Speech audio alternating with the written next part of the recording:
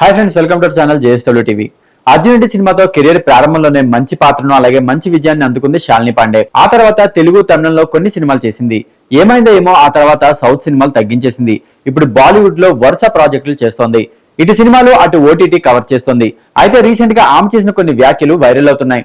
తన కెరీర్ ఆరంభంలో ఓ దర్శకుడి వల్ల ఇబ్బంది పడినట్లు శాలిని పాండే చెప్పుకొచ్చింది. ఆ ఇబ్బంది కారణంగా అతడిపై కేకలు వేశానని చెప్పింది. అయితే ఆ సమయంలో తనకు చుట్టుపక్కల వాళ్ళు సపోర్ట్ చేయలేదని, కానీ తను చేసింది మంచి పని అని నమ్మానని చెప్పింది.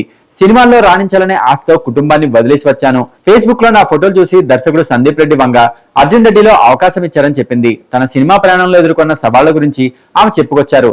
తన కెరీర్ ఆరంభంలో దక్షిణాదిలో ఓ సినిమా చేస్తున్నప్పుడు దర్శకుడి ప్రవర్తన వల్ల ఇబ్బంది పడ్డానని తెలిపింది.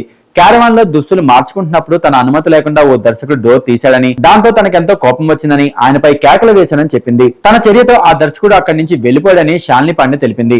అయితే ఆ సమయంలో చుట్టూ ఉన్న వాళ్ళు తన రియాక్షన్ తప్పుపట్టారని తెలిపింది. కానీ తనకు మాత్రం తప్పుగా అనిపించలేదని ఆమె తెలిపింది. అయితే ఆ దర్శకుడు ఎవరు అనే విషయం మాత్రం చెప్పలేదు.